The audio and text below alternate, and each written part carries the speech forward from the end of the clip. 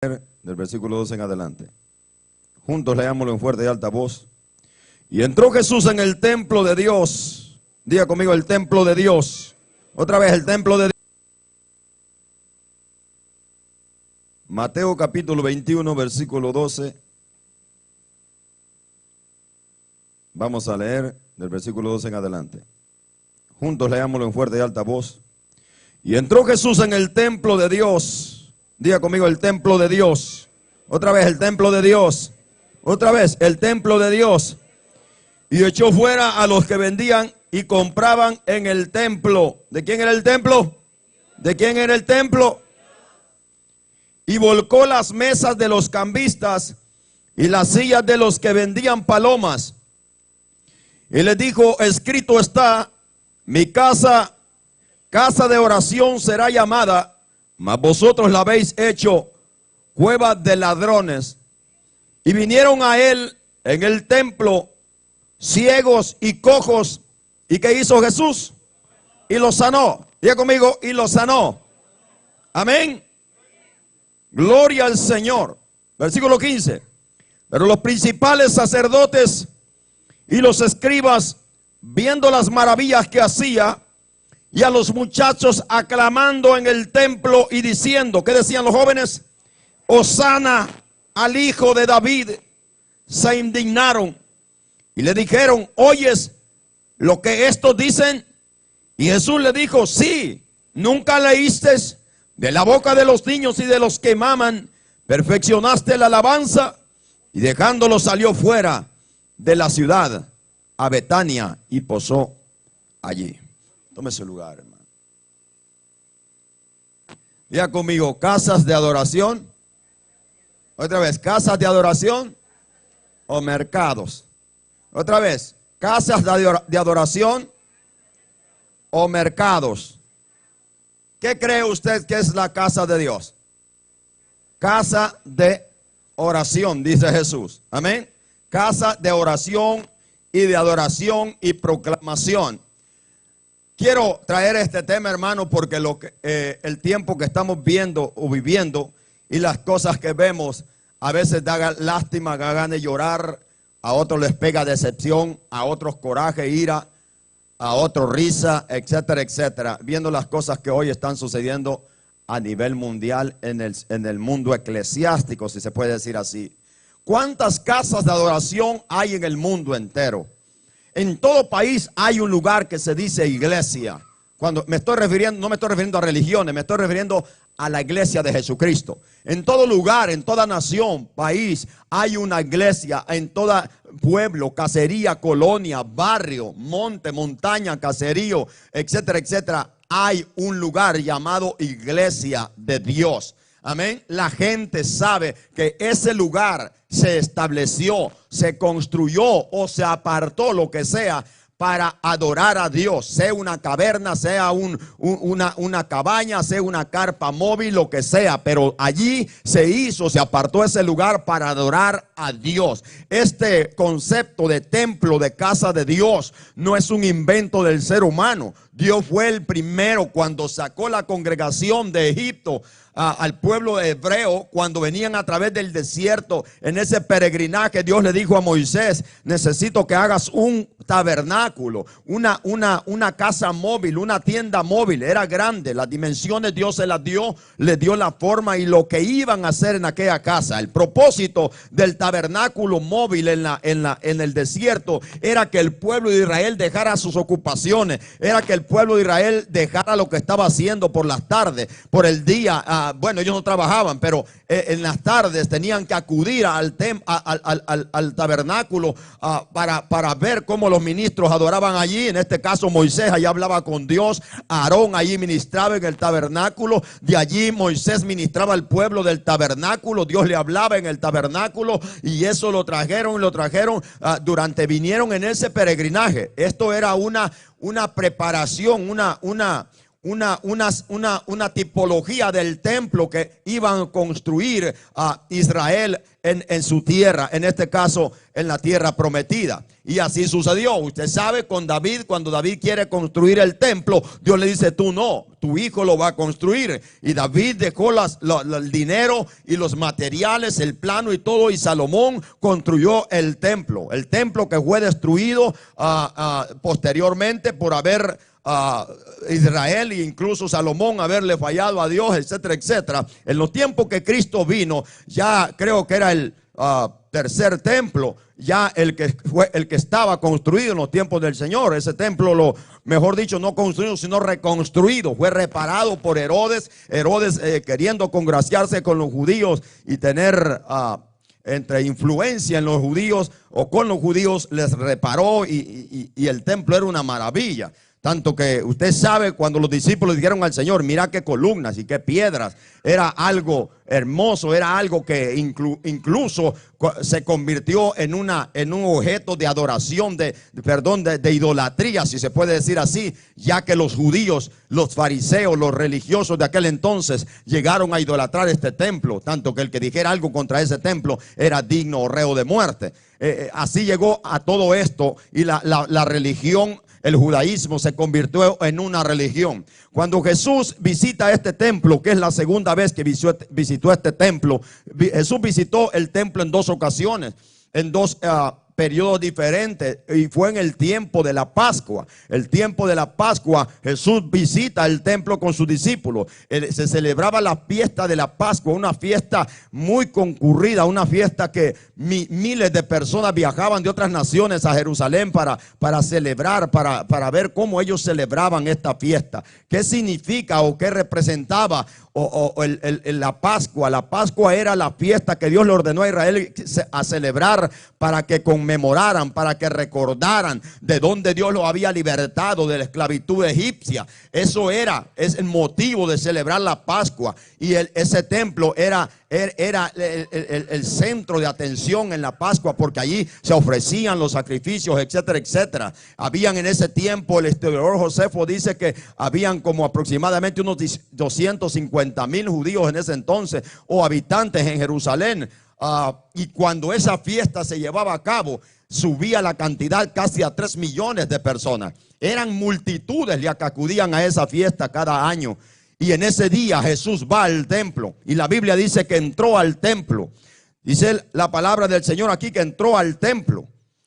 Y cuando entra al templo, lo primero que miró fue un mercado, la casa de Dios convertida en un mercado. Dice que fue al templo de Dios. Oiga bien, el templo lo había reconstruido un hombre pagano, diabólico y depravado llamado Herodes. Pero Jesús dice no el templo de Herodes, Jesús dice el templo de Dios, porque el lugar había sido consagrado para invocar el nombre de Dios. Esa fue la promesa que hizo Salomón cuando edificó el primer templo. Le dijo el Señor: este lugar es para que tu presencia habite, aunque a ti no hay casa terrenal que te pueda sostener, ni aún ni los cielos, pero es para que tu nombre sea invocado en este templo, para que tu presencia esté aquí, para que tus ojos y tus oídos estén atentos al clamor, a la oración, cuando venga tu pueblo a adorar en este templo. Y Dios le dijo: está bien, yo voy a estar pendiente de este templo, siempre y cuando ustedes anden en obediencia. Mis ojos estarán sobre este lugar, mis oídos atentos al clamor que hagan en este lugar,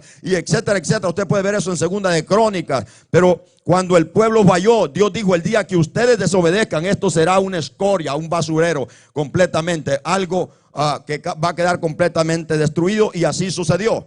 El problema era que el propósito de Salomón, cuando oró a Dios, le dijo: yo quiero que cuando el extranjero, la gente que aunque no sea de nuestra gente, venga a este lugar e invoque tu nombre, tú lo escuchas, aunque sea extranjero, lo que sea, el enfermo, el necesitado, en problemas, cuando hayan catástrofes, cuando hayan enfermedades, cuando hayan pestilencia, cuando haya guerra, cuando nos estén persiguiendo, vamos a venir a clamar este lugar y tú nos vas a escuchar. Y Dios dijo: trato hecho, así será. Si ustedes permanecen en obediencia, yo voy a estar también pendiente de la oración en este lugar, del clamor en este lugar, para defender a mi pueblo, para ayudarles, etcétera, etcétera. Y usted sabe que todo eso quedó en nada, porque Israel falló y falló y falló.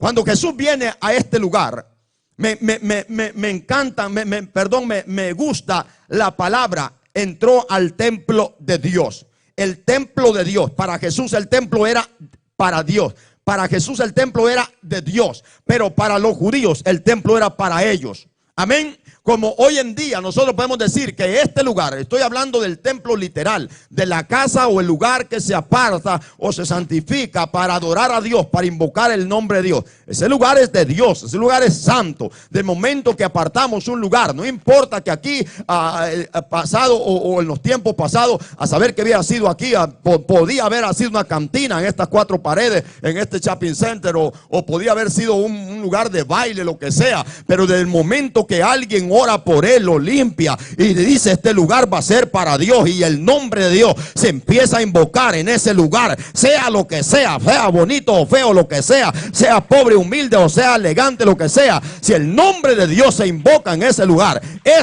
se llama lugar santo, a su nombre. Por eso dice que Jesús entró al templo de Dios. Muchas personas pasan por ahí y ven el rótulo iglesia cristiana, iglesia evangélica. ¿Qué tiene la gente en mente cuando ve un rótulo? Iglesia cristiana, iglesia evangélica. Lo primero que tiene esa gente en mente, que allá hay gente invocando el nombre de Dios, que allá hay gente clamando a Dios, que allí se predica de Dios, que allí se habla de Dios. La gente en la mente, sea lo que sea, tiene en mente, aunque no sea cristiano, tiene en mente que la gente que está dentro de un templo es una gente que está, en otras palabras, en reverencia. Es una gente que no está jugando. No estamos jugando acá maquinita, no estamos jugando billar, como lo miré en otras iglesias que visité anteriormente. No estamos jugando fútbol acá adentro. No estamos texteando por teléfono ni viendo el mundial como hoy las iglesias. Hoy el mundial está en vivo en las pantallas, en los proyectores. Dios reprenda al diablo. Ese es el tipo de basurero que hoy existe en lugares llamados iglesias, porque lo han convertido en una cueva de ladrones. O alguien venía a ver el partido hoy de, no sé quién juega hoy. Alguien venía con ese pensamiento aquí. Hay iglesias que sí, usted puede ir en los periodos del mundial, el pastor se pone la playera de su país y allí y en el proyector, en vez de predicar a Cristo, está el partido de fútbol. Ese es lo que hoy le llaman iglesias cristianas. Por eso mi tema es casa de adoración o mercados, o pulgas, como quiera entenderlo. Entonces, aunque sea un mundano, dice, ese lugar es donde adoran a Dios.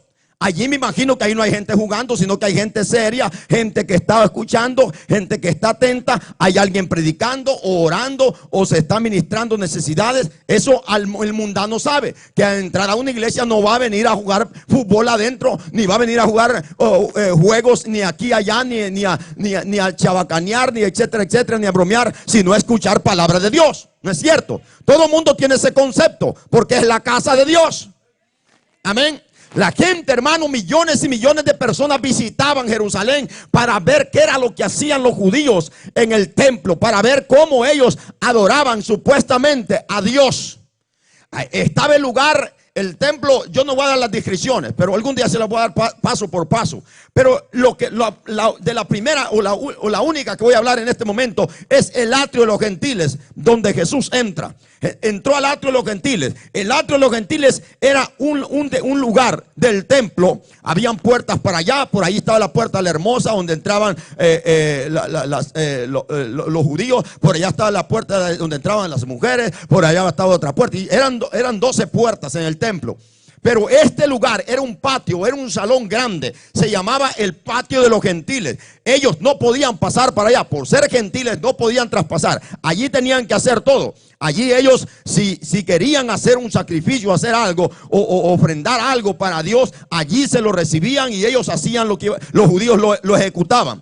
Ese era el atrio donde estaba esto. Cuando Jesús dice que entró a este lugar, lo que encontró fue un mercado en este lugar. El atrio de los gentiles es algo muy importante porque es el lugar donde los paganos podían ser, en otras palabras, edificados. Donde los paganos, en otras palabras, los inconversos podían ser ministrados, si se puede decir así, escuchando o viendo, o se les podía enseñar, o se les podía anunciar o predicar la palabra palabra de Dios, o escuchar la ley de aquel Dios que servían los judíos. El atrio, por eso Dios tenía en cuenta todo esto y sabía que el atrio de los gentiles era algo muy importante. Pero en vez de ser un lugar para proclamarle la palabra a los gentiles que no tenían acceso al lugar santo, Jesús no entró al lugar santo, mucho menos al lugar santísimo. Esto era acá el patio de los gentiles. Este lugar era especial porque se le podía anunciar el evangelio. Bueno, en esta actualidad podemos decirle que la iglesia, para los que no son conversos, para los que no son cristianos, debemos de aprovechar el tiempo si vienen a nuestros salones o a la iglesia de Cristo o al lugar, la casa de oración, para que les prediquemos el evangelio, para que ellos entiendan qué es lo que nosotros hacemos, conozcan el Dios que nosotros predicamos, les hablemos del plan de salvación de nuestro Señor Jesucristo. Pero ¿qué pasa si esa gente entra a la iglesia y en vez nosotros de servirles de luz, les servimos de tiniebla? Había un mercado en el lugar que Dios había determinado, que allí iban a entrar los gentiles con un propósito, para que escucharan del Dios de Israel. No, lo habían convertido en un mercado. Miles de personas acudían allí. Ellos hacían algo, llevaban a veces sus sacrificios. Y aparte de eso, había algo horrible, y eran las mesas de los cambistas. ¿Por qué no poner las mesas de los cambistas afuera? No, adentro estaban. ¿Por qué cambistas? ¿Por qué cambiar moneda? Los romanos tenían que cambiar su moneda por la moneda del templo, alguna moneda hebrea, me imagino. Los griegos que venían tenían que cambiar su moneda. Adentro estaba, no perdían tiempo, nadie se podía escapar. Allí ellos le cambiaban la moneda, pero aparte de cambiar la moneda, no la cambiaban normalmente, sino de una suma exagerada. La gente pagaba más. Otra cosa eran los sacrificios. Ellos tenían los propios animales allí, tenían los corderos, los machos cabríos, etcétera, etcétera, todo supuestamente, como si se puede decir ahora, algo creado en casa, algo orgánico. Y tal vez la gente traía sus propios sacrificios y ellos le decían: no, eso Dios no lo acepta, tiene que ser perfecto. Mira, para que lo puedas hacer, nosotros tenemos lo que realmente es adecuado para ofrecer. Mira, nosotros los creamos, nosotros los hemos supervisado, están perfectos. Eso que tú traes no es aceptable ante Dios, mejor compra esto. Y no se lo vendían al precio normal, sino súper exagerado. Y así le estaban robando a la gente. En vez de ser edificación para la gente, le estaban robando a la gente. Yo hoy no me voy a meter mucho en eso, porque lo que quiero predicar es a la actualidad de hoy. Amén. Solo toco la historia para que usted entienda la historia, pero lo importante es aplicarlo a nuestra actualidad. Amén. Si en nuestra actualidad nosotros invitamos gente a escuchar el mensaje del evangelio, y lo que hacemos es robarle, es manipularle para sacarle dinero, ¿qué concepto se va a llevar esa gente de los supuestamente cristianos? Por eso Jesús no tiene otro nombre. Tiene el verdadero nombre que esta gente se merecía: cueva de ladrones, guarida de chacales, de coyotes, como dicen en México. Guarida de coyotes. Han convertido el templo de Dios en cueva de ladrones. Y dice: y mi casa, casa de oración será llamada, mas vosotros la habéis hecho cueva de ladrones. Habían allí, oiga lo que había: vendían y compraban, mercado, en otras palabras, abierto, en el templo. Y Jesús volcó las mesas de los cambistas y las sillas de los que vendían palomas, y les dijo: mi casa, casa de oración será llamada, pero vosotros la habéis convertido en cueva de ladrones. Y vinieron a él, oiga, cojos y ciegos y cojos, y los sanó.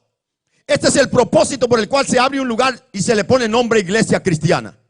Para que vengan los necesitados, para que vengan los enfermos, los cautivos, y orar por ellos para que Dios haga la obra en ellos. Amén. ¿Por qué los cojos vinieron a Jesús? Me imagino que no hallaban en la manera o alguien que pudiera suplir sus necesidades, orar por ellos o interceder por ellos. Pero ¿cómo iban a interceder por ellos? Estaban ocupados en el business, en el negocio.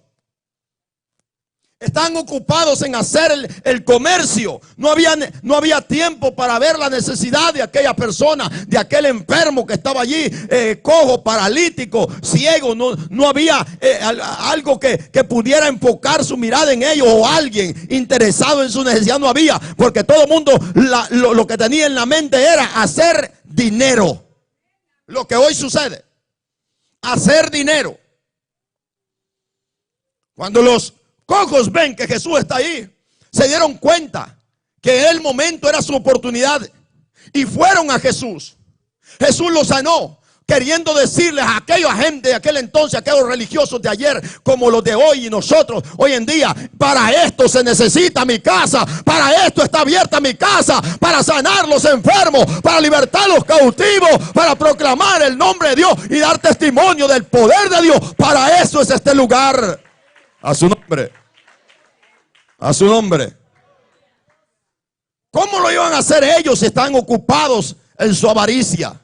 ¿Cómo una persona ocupada en hacer dinero, que solo piensa hacer dinero, va a estar interesado en buscar el poder de Dios para poder ministrar a un necesitado? ¿Cómo?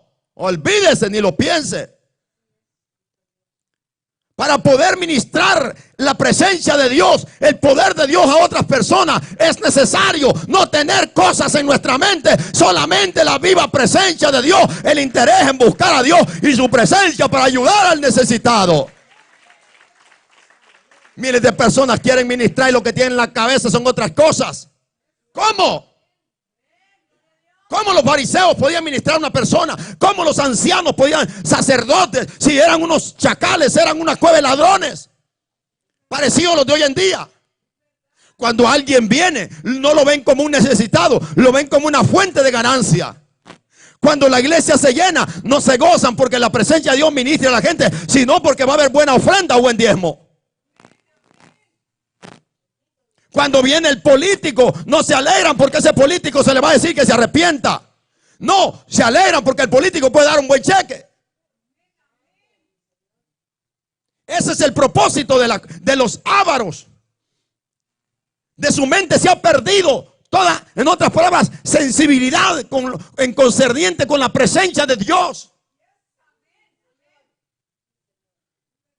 Si la gente viene a los lugares donde adoramos a Dios y ven en la iglesia ese desorden, pastores rifando rifas acá, las hermanas hasta allí el guacal donde se están sacando los números para hacer la rifa en pleno culto.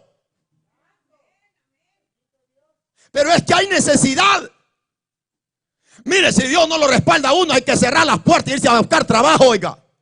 Pero al hombre que Dios llama no necesita andar haciendo las tarugadas. Dios tiene poder para respaldar a los que llama. El problema es cuando uno solo se llama. A su nombre.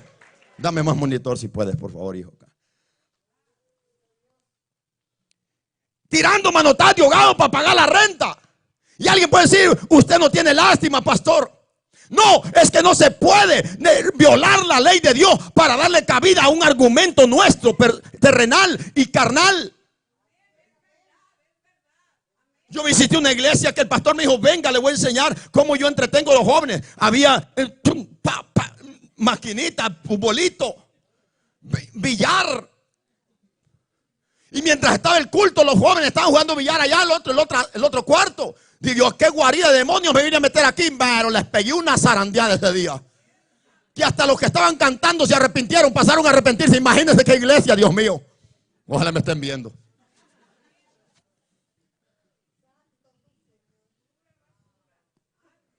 ¿Cómo es posible? La casa de Dios no es un chiquero.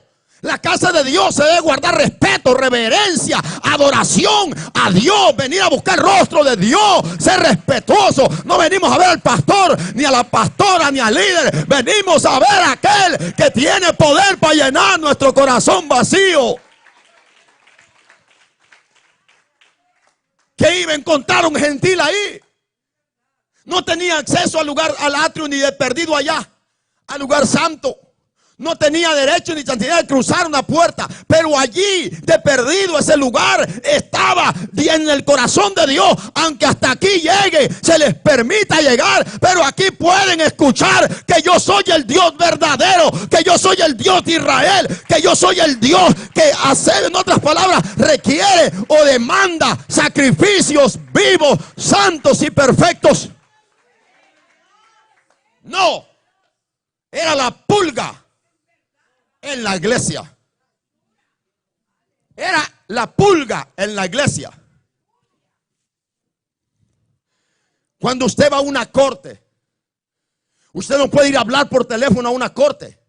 Usted no puede estar texteando en las sillas donde está la corte. Usted no puede hablarle a la mamá de la corte. Usted está allí como estatua esperando que se siente aquel hombre de sotana negra. Y todo el mundo serio. Hoy están mejor en las cortes. Hoy hay más reverencia hoy en las cortes a un viejo de sotana que en las supuestamente iglesias que dicen voy a adorar a Dios. Usted no puede estar comiendo en la corte. Usted no puede estar tomándose algo en la corte. Le pega una reprendida el policía o regañada. Y cuando pasa el hombre, el juez, todo el mundo de pie, que ahí viene el juez. Y ahí sí, los muy hipócritas, póngase de pie, que ahí viene el juez. Pero en la iglesia, levante la mano.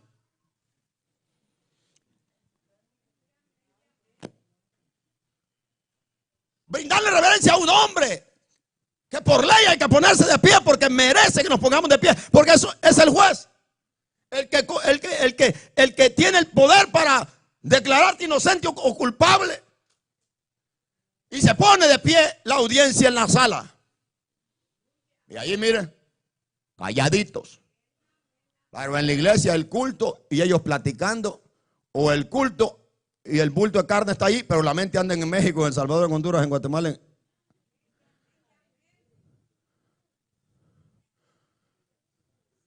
Casas de adoración o mercados. Miren lo que dice, vaya conmigo a Juan. Esta fue, creo, la primera vez que Jesús visitó el templo. Esto que acabo de leer fue la segunda vez que Jesús visitó el templo. Mejor dicho, que lo limpió. ¿Cómo me gustaría que yo llegara a ciertos lugares hoy llamados templos? Imagínense si esto estaba pasando en el templo literal. ¿Qué estaba pasando en el templo espiritual? Si en la iglesia de hoy en día, que se llaman cristianos, hacemos ese desorden en la sala donde supuestamente invocamos el nombre de Dios, que es un lugar santo y reverenciable, imagínense cómo está el corazón de ciertas personas. Le voy a poner un ejemplo. Cuando Dios llama a Moisés en Éxodo capítulo 3, creo que es, Dios se apareció y se manifestó en una zarza. Aquella zarza estaba ardiendo en fuego. Dios es fuego. Y Moisés corrió a ver qué era y le dice: Moisés, detente. Quítate el calzado porque el lugar donde tú estás es tierra santa. Moisés podía decir: Señor, en este arenal, en este desierto es santo esto.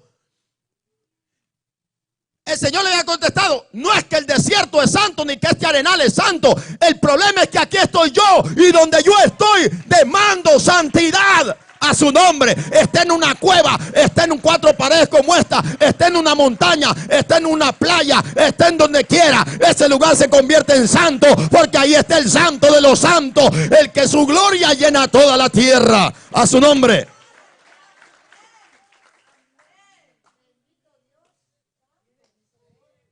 Alguien me preguntó el otro día: pastor, ¿usted cree que es lícito abrir una iglesia donde fue una cantina, donde fue un cabaret antes? Y yo le digo: ¿qué problema tiene? ¿Qué problema le hay a usted? Pero es que allí se bailaba, allí había sexo, allí había fornicación, ¿y eso qué? En otras palabras, ¿y usted quién era antes? No era un sucio, no era un inmundo, no era un apestoso, una mortandad completamente. Eso era yo. Para que no diga que le estoy diciendo a usted apestoso. Yo era un apestoso, un hediondo, porque estaba podrido de la llaga del pecado. Pero ahora Cristo vive en mí. A su nombre. ¿Cuál es el problema? Lo que Dios necesita es plantar su gloria en un lugar donde se invoca el nombre de Dios. No importa lo que haya sido antes, ahora es santo porque Dios está ahí. Aleluya. ¿Quién éramos tú y yo antes? ¿Y ahora quién somos? Antes estaba el diablo aquí, le pegaron una patada y ahora está el santo de los santos. ¿Cuántos tienen la presencia del Espíritu Santo? ¿Cuántos son templos del Espíritu Santo? Entonces no se meta esas cosas en la cabeza. Si Cristo me purificó a mí, que soy, no digamos una pared. Por eso Dios le dice a Moisés, este desierto es santo porque aquí estoy yo, muchacho.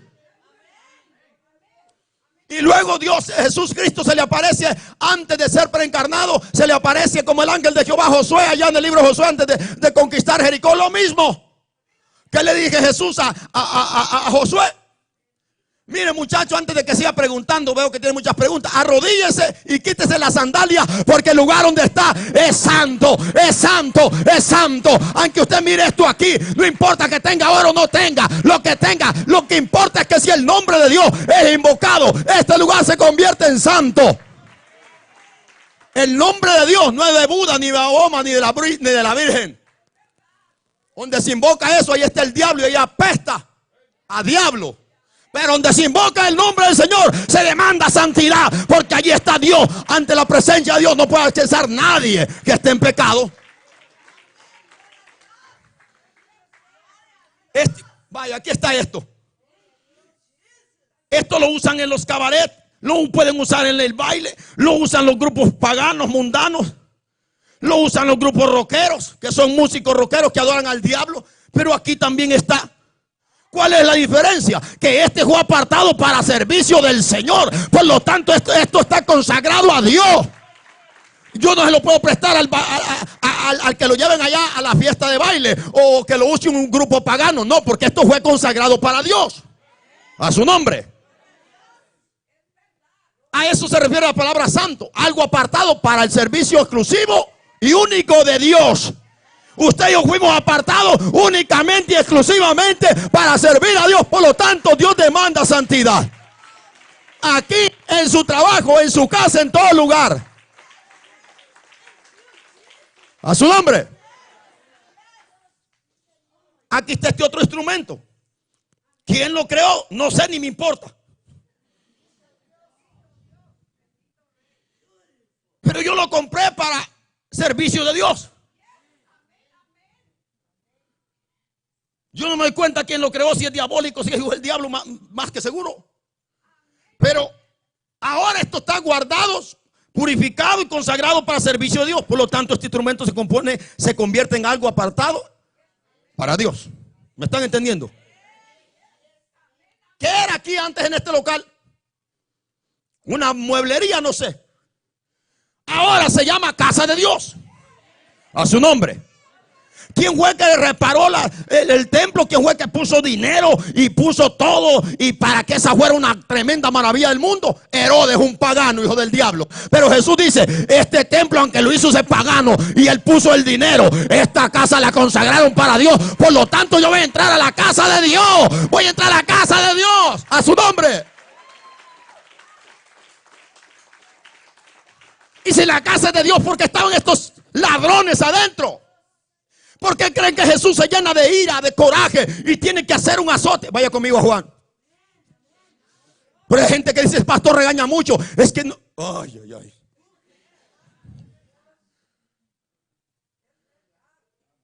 ¿Por qué? Porque si tú no entiendes quién es Dios, vas a pensar que Dios acepta cualquier cosa. Que fue lo que Dios le dijo a la iglesia liberal, pagana, apóstata como lo era la Odisea. Sé celoso pues y arrepiéntete. Sé cuidadoso de las cosas de Dios, incluyendo tu propio cuerpo, incluyendo tu propia mente, y arrepiéntete. Dios nos cela, Dios nos anhela celosamente, dice. A su nombre. Si hay alguien que me cela, se llama Dios. Ni mi esposa me cela, pero Dios sí te cela. Y Dios no quiere compartirte con el diablo, ni con los demonios, ni con el mundo. Dios te llamó para que seas exclusivo, siervo y sierva para Él y nadie más. ¿Quién se casa con una mujer para que le sirva de esposa a cuantos quiera? ¿Quién hace eso? Nadie. Y si alguien lo hace, es un depravado hijo del diablo. Pero el hombre que se casa porque quiere que su esposa le sea fiel hasta la muerte. Bueno, si Dios te llamó, Dios quiere que le sea fiel hasta la muerte, que sea santo hasta la muerte. Dios no comparte su gloria con nadie. Dios no tiene amante. Dios tiene una esposa. Dios tiene un pueblo, y ese pueblo es la iglesia. A su nombre. Y empezó este pastor, no va a cambiar, yo me voy a ir. Váyase, hombre.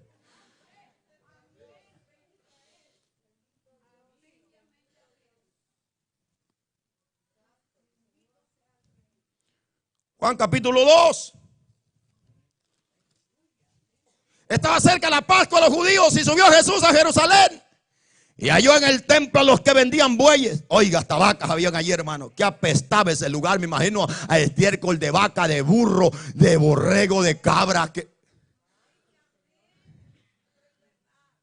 En el templo había un establo. Oiga.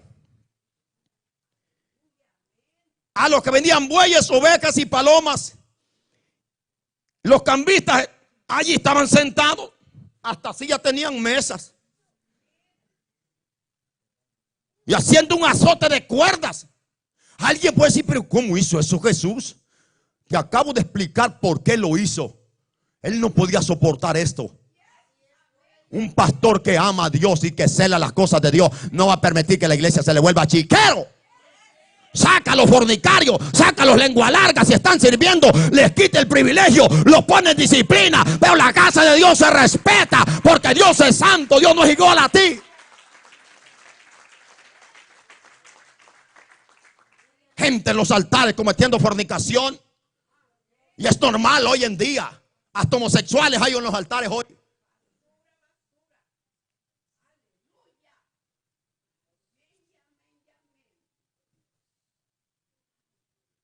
Porque es normal. Porque el mismo pastor es igual.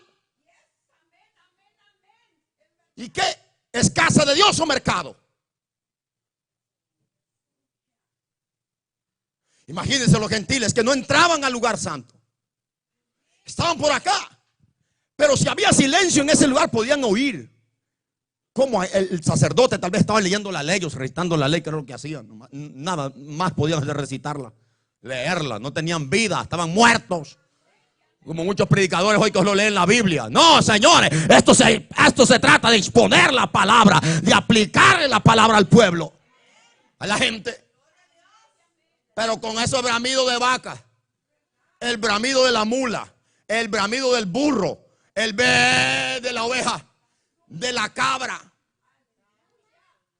Y luego el algüenderío de esos montón de hijos del diablo que estaban ahí, que iban a escuchar. ¿Qué mercado había ahí? ¿Ustedes creen que Jesús pudo tomar una actitud diferente? Le hizo la que realmente tiene que hacer, y Él es Dios y Él hace las cosas perfectas. Lo mejor era sacar esos sinvergüenzas a puros chicotazos de ahí. Cosas raras del carácter de Jesús, pero Él es Dios. ¿Y quién se atrevió a ponérsele enfrente? Nadie. Porque la autoridad de Él hacía temblar aquel lugar. A su nombre. Los hombres de Dios tienen que ser hombres de autoridad, no flojos, hermano. Hay gente que se equivoca. Oiga. Y hay en el templo los que vendían bueyes, ovejas, palomas, y a los cambistas ahí sentados y haciendo un azote de cuerdas. Tomó tiempo para preparar aquel azote. Echó fuera del templo a todos, y las ovejas y los bueyes, y esparció las monedas. Oh, ya me imagino. Las esparció, un solo reguero de billetes había ahí. De los cambistas, y volcó las mesas. Y dijo a los que vendían palomas: quita esto de aquí, y no hagáis de la casa de mi padre casa de mercado. Entonces se acordaron sus discípulos que está escrito: el celo de tu casa me consume. El celo de tu casa me consume. ¿Usted siente celo por la casa de Dios? Si usted siente celo por la casa de Dios, así será tu casa espiritual. ¿Me está escuchando? Pero si tú dices, no importa, se puede hacer mercado, también tu corazón es una pulga. ¿Me está escuchando?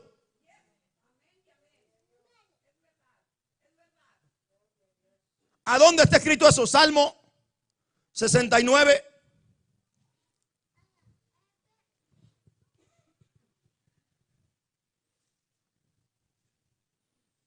Nueve. El celo de tu casa me consume. ¿Qué entiende usted por algo que me consume? ¿Usted entiende esa expresión? El celo de tu casa me consume. Les voy a poner una mala comparación, pero para que tengan una idea, aunque no es lo correcto. Levanten la mano las mujeres que son celosas aquí. Aquí hay uno. Levanten la mano los hombres celosos, esos que cuando ven que la hermana le da la mano a un hermano y está blanco, pero ahora está rojo y luego está morado. De esos endemoniados, tienen otro nombre. Porque el que está celoso así está endemoniado. La hermana no le puede dar la mano al hermano porque ya. Yo te vi que le apretaste la mano. Y yo vi cómo te la apretó y te quedaba viendo.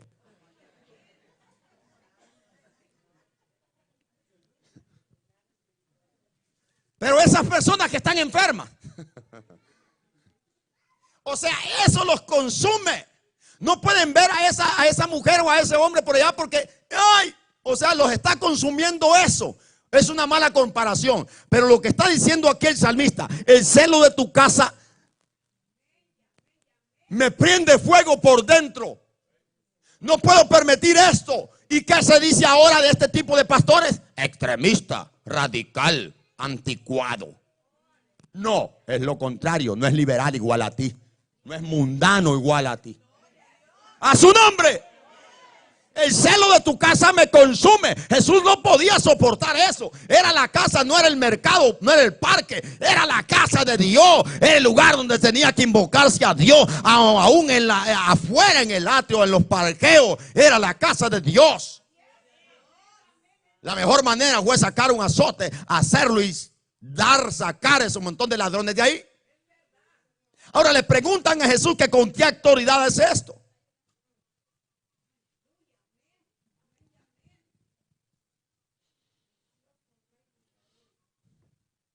¿Quién te dio ese poder? ¿Y quién te dio esa autoridad? Vaya conmigo a Mateo.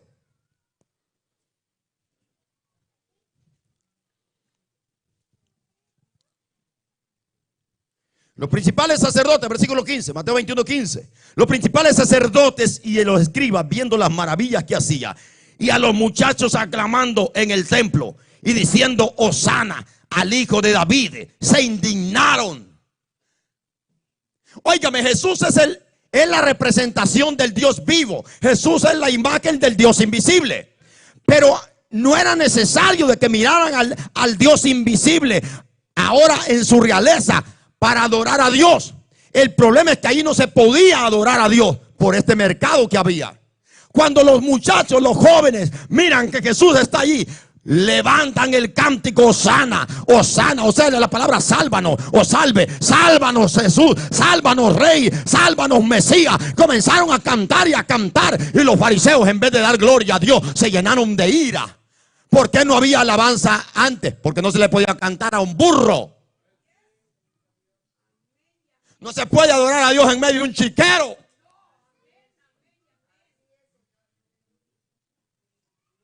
Aun cuando uno está en su closet y uno dice, este lugar lo aparto para consagrarme a Dios, para orar el nombre de Dios, pues hay que mantenerlo limpio. No pueden haber cucarachas ahí, ratones por ahí,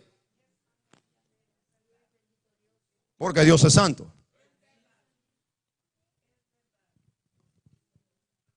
Ahora los muchachos comienzan a alabar al Señor. En otras palabras, este es el enfoque, este es el propósito por entrar a la casa de Dios. Es para venir a alabar a aquel que tiene poder para salvarnos, a Hosana, al hijo de David, al enviado de Dios. Ahora los muchachos comienzan a alabar y aquellos llenos de ira y coraje. El segundo propósito, para orar por los enfermos, vinieron a él los cojos.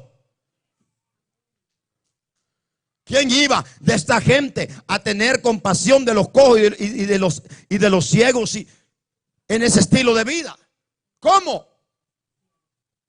Pero cuando ven a Jesús, vinieron los necesitados y Jesús los sanó. Vinieron aquellos que sabían que tenían que adorar a Dios en el templo y comenzaron a alabar a Dios porque estaba Él ahí, a su nombre. Y le dicen, mira lo que esos están diciendo. En otras palabras, ya está bien, mira lo que hiciste. Esos muchachos están blasfemando. Te están llamando a ti Dios. Y Jesús le dice, ¿no habéis leído? A su nombre. Nunca leíste. Ven el mayor problema de los religiosos que dicen que son cristianos y no saben ni la Biblia. Se creen más religiosos que a ver quién y no saben, pero ni tan siquiera la Biblia. Nunca habéis leído. A su nombre. A su nombre. De la boca de los niños y de los que maman perfeccionaste la alabanza. Dios no recibe alabanza de gente orgullosa. Dios no recibe alabanza de gente llena de ira, como en este caso esta gente. Dios no recibe alabanza de gente mañosa, de corazones sucios. Dios recibe la alabanza de gente limpia, como el corazón de un niño. A su nombre. De los que maman, de los niños, de ellos perfeccionaste la alabanza. Por eso dicen, de los íntegros de corazón es hermosa la alabanza. A su nombre. Y dejándolo salió fuera de la ciudad a Betania. Por la mañana, volviendo a la ciudad, tuvo hambre, y viendo una higuera cerca del camino, vino a ella y no halló nada en ella, sino hojas solamente. Y le dijo, nunca más nazca de ti fruto. Y luego se secó la higuera. ¿Por qué está esto aquí? ¿Por qué Mateo pone esto seguido?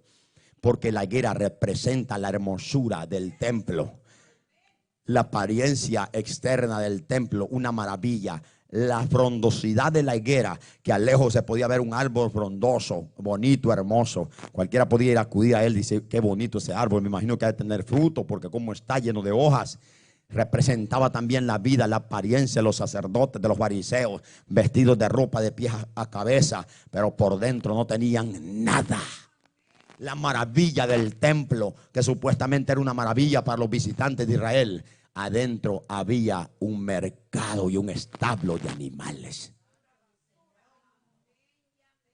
Usted puede ver a Lakewood Church bonita por fuera. Ah, qué tremendo edificio. Usted puede ver la catedral de cristal de aquel mañoso mentado Dante Gebel, pero por dentro va a estar. Usted, mejor no digo nada, ya no digo diciendo. Eso era la apariencia del templo. La catedral de oro, las columnas de puro mármol y de oro por otro lado, pero por dentro estaba podrida. Eso representa la higuera. Personas que por fuera apantallamos, voy para la iglesia con Biblia en mano, pero el corazón podrido.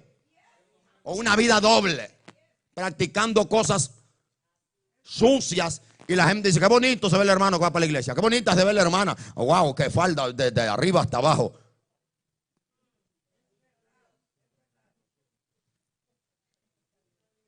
Pero por dentro no hay nada. Jesús va a la higuera, porque esto está seguido de ahí. Jesús va y Jesús sabía que la iglesia, la higuera, perdón, no tenía nada. Pero va para darle una enseñanza a los discípulos y también a nosotros. Y la halló que solo eran hojas y le dijo, y la maldijo, le dijo, nunca más. En otras palabras, esa misma maldición le cayó a los fariseos. Ustedes quedan de aquí para allá descartados. A ustedes nadie más los va a buscar como siervos de Dios. Yo voy a establecer mi iglesia para que proclame mi nombre. Y los que escuchen ese mensaje serán salvos a su nombre. No en apariencia, sino en frutos. ¿De qué sirve que usted anda vestido de pies a la cabeza y usted el corazón lo anda por otro lado? Mejor póngase la minifalda para que sea completa lo que es. ¿De qué sirve que usted ande bien vestido con saco y corbata y la corbata es igual que la? Mejor quítese la corbata y bótese ese saco y vístese como realmente es. ¿Usted cree que esto a mí me va a salvar? No.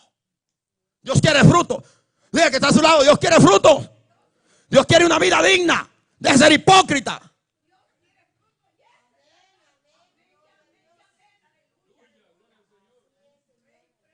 Me la ancianita como se goza. Y hay unos que tienen 15 años y parece que está más fuerte la hermana.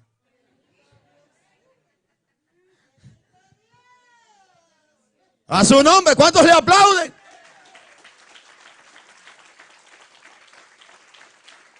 Hay unos que tienen 15 años que están más viejitos que ella, espiritualmente hablando. ¿Cuántos están vivos? Los que viven, estos te darán alabanza. Dios no es Dios de muertos, Dios es Dios de vivos. Cuando venga a este lugar, abra la boca como que parece que está enterrando un muerto. Cántele a Guadalupe así, pero a Cristo cántele como se le debe cantar. Aquel que se levantó al tercer día, aquel que dice levanta tu voz como trompeta, alza la voz en cuello, anunciador de Sión. ¿Qué cosa? Ay, que porque grita mucho, porque estoy vivo. Dice pastor, grita mucho porque estoy vivo. Pablo dijo, para que cuando yo hable de Él me sea la palabra para hablar de Él como debo hablar. Cuando yo hablo de Cristo, hablo como el Dios todopoderoso que es. Pero si estuviera hablando de Buda, estoy hablando de Mahoma o de la Virgen Guadalupana o de una religión, ¿qué me voy a andar moviendo? Aquí tuviera mi silla, mire, bien sentadito y con un café por acá y una coca por...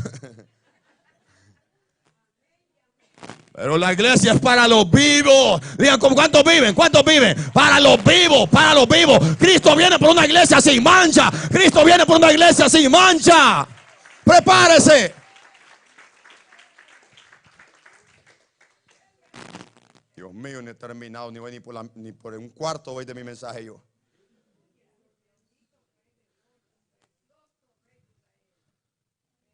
Jeremías capítulo 7, versículo 11.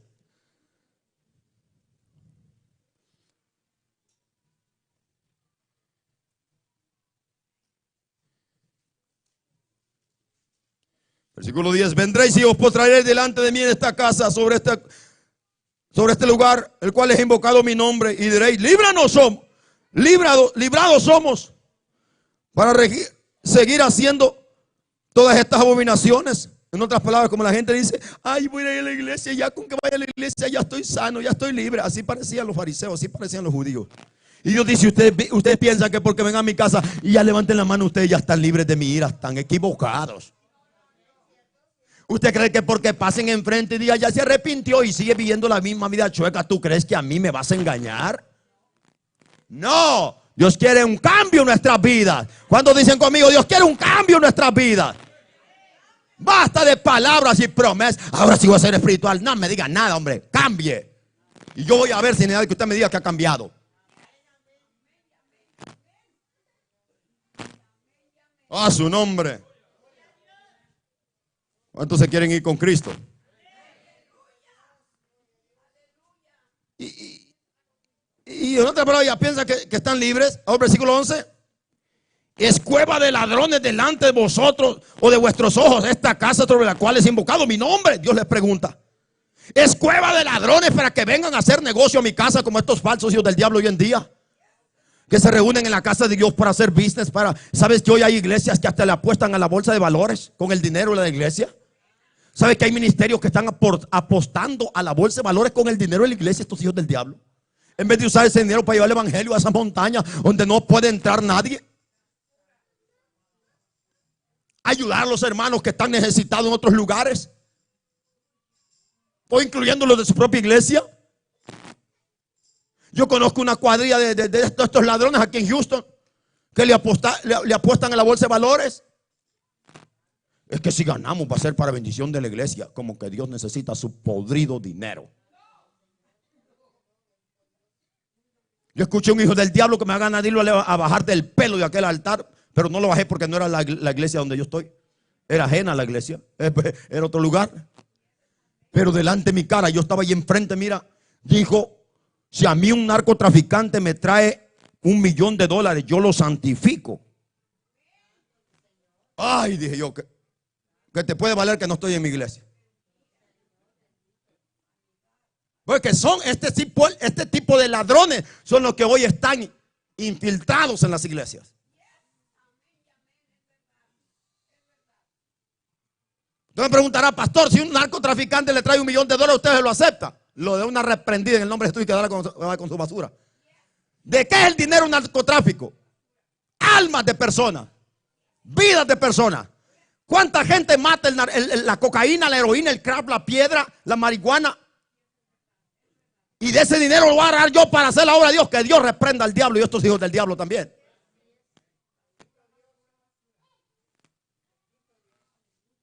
Yo voy a aceptar la ofrenda de una mujer que anda prostituyéndose allí, y de lo que le pagan los hombres va a traer el diezmo o la ofrenda a la iglesia. Yo la voy a aceptar. Si soy ladrón, sí, y la bendigo. Pero si soy siervo, Dios le voy a decir, sálgase con su miseria de aquí, arrepiéntase, para que cuando le dé a Dios algo limpio que le cueste. Por eso Dios dice al pueblo de Israel, no quiero la ofrenda de un perro en mi casa. ¿Y saben cuál era la ofrenda de un perro? Era la ofrenda de un prostituto, en otras palabras, de un homosexual que se prostituía y traía la ofrenda al templo. Dijo, no. Palabras fuertes, pero es Dios quien dice. ¿A dónde está, pastor? Búsquelo.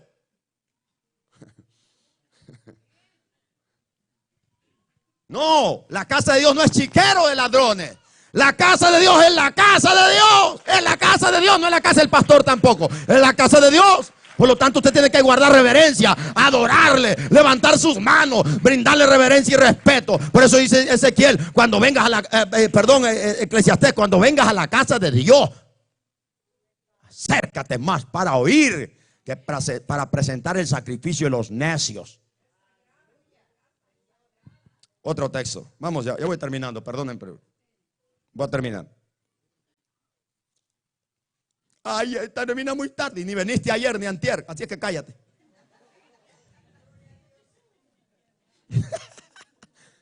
¡A su nombre! ¿Qué hombre más mal educado este? Así soy. Digo las cosas como se dicen. Isaías 56, versículo 7. Yo lo llevaré a mi santo monte y lo recrearé en mi casa de oración. Óigame, mi casa de oración, holocaustos, sus holocaustos y sus sacrificios serán aceptados o aceptos sobre mi altar. ¿Por qué? Porque mi casa será llamada casa de oración para los pueblos. Para los pueblos.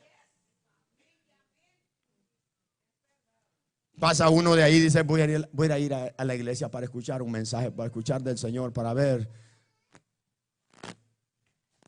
Y lo que viene a ver es que están recogiendo ofrendas, que están dando profecías por la ofrenda más grande que usted aporte o ofrezca. Y dice el mundano, me vine a meter a la casa de Dios o esta es la casa del diablo. Y sale corriendo.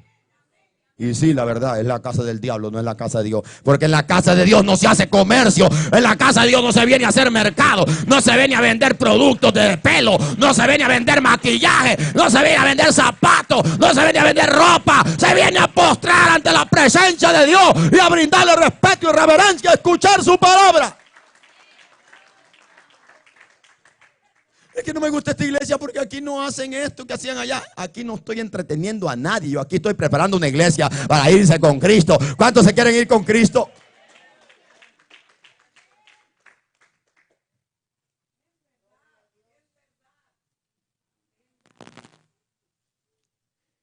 Hermana, fíjate que estoy vendiendo productos por catálogo. Mira, aquí le paso, cuidadito. No la vaya el pastor, aquí le paso la revista, mire. Métala abajo de la Biblia para que no se la vayan a ver. Hermana, estoy vendiendo productos de Medicaid, de Avon. Ahí le va la... Hermano, espérese afuera. Haga negocios afuera. La casa de Dios no es para eso. La casa de Dios es para adorar a Dios.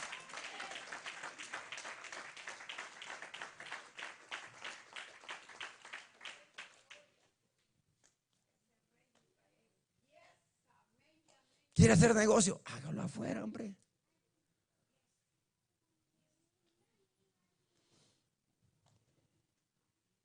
A mí las hermanas que dicen, hermano, queremos apoyar con actividades. Bueno, hermana, hágalo allá, ya lo hacen en sus casas y allá aportan. Pero aquí no lo vamos a hacer adentro. Eso a mí me da temor.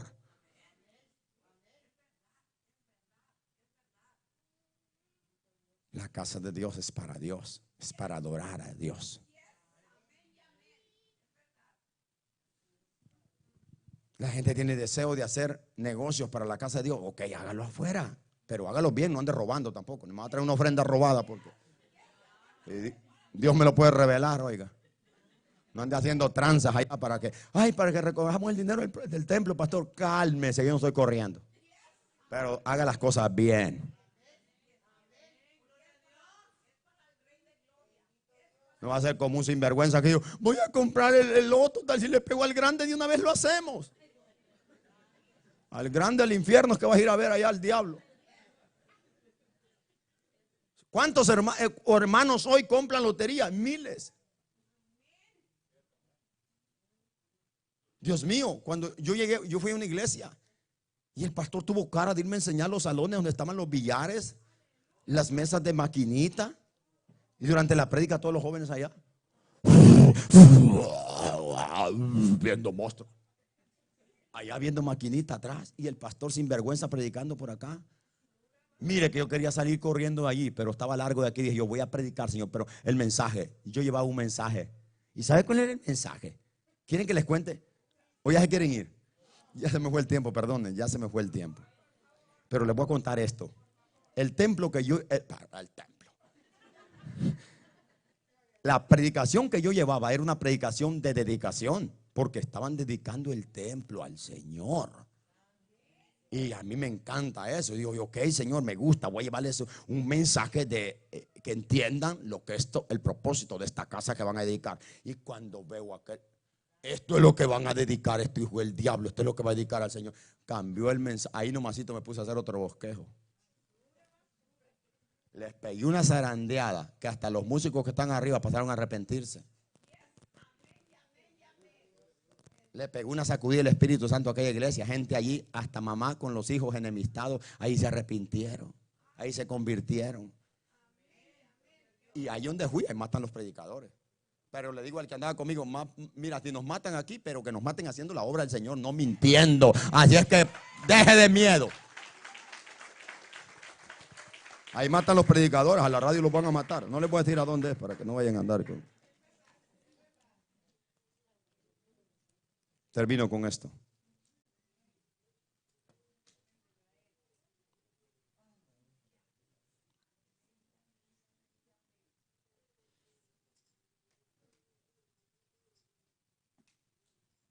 Cuando vino al templo, los principales sacerdotes, los ancianos, el pueblo se le acercaron mientras él enseñaba y le dijeron, ¿con qué autoridad hace? ¿Por quién te dijo a ti que tienes autoridad para hacer lo que hiciste ayer? Volcarle las mesas a los cambistas y sacar todos los animales que vengan aquí. ¿Quién te dio esa autoridad a ti? ¿Quién te crees tú? Y Jesús les dice, yo también les voy a hacer una pregunta. Si me responden también, yo les voy a decir con qué autoridad yo hago estas cosas. ¿Quieren saber por qué lo hago? ¿Quién me dio esta autoridad? ¿Y por qué me atreví a hacer esto? Ok, respóndame esta pregunta. ¿El bautismo de Juan, de dónde era? ¿Del cielo o de los hombres? Y ellos discutían entre sí. Ven para acá. Si decimos que es del cielo, nos dirá, ¿por qué no le creíste? Y si decimos, acá secreteándose, y si decimos que es de los hombres, tememos al pueblo porque todo el pueblo sabe que Juan era profeta, nos van a apedrear. Y ahí vienen. Le respondieron, no sabemos. Y él también dijo, tampoco yo os digo con qué autoridad hago estas cosas. Pero ¿qué le está diciendo, queriendo decir Jesús con estas preguntas? ¿Cuál fue el bautismo de Juan? ¿Cuál fue la predicación que trajo Juan para bautizar a la gente? Arrepentíos, hagan frutos dignos de arrepentimiento. Yo los voy a bautizar en agua para perdón de pecados. Pero el que viene tras mí, el que yo no soy digno de encorvarme a desatar sus sandalias, él lo va a bautizar con Espíritu Santo y fuego. Está hablando Jesús, por eso Jesús le está diciendo, ustedes no me conocen a mí. ¿Escucharon a Juan o no lo escucharon? Ahí está la respuesta. ¿Escucharon a Juan? ¿Qué fue lo que dijo Juan? ¿Cuál fue la predicación de Juan? Por eso los dejó, porque sabían los sinvergüenzas. Sabían que Juan venía anunciándolo a él. En otras palabras, Jesús le dijo, ustedes saben quién soy yo. ¿Por qué me preguntan que si tengo autoridad para hacer esto? Yo soy el Dios de este lugar. ¡A su nombre! Póngase de pie, denle un fuerte aplauso al Señor. No voy a terminar mi prédica, ese me fue el tiempo, disculpe.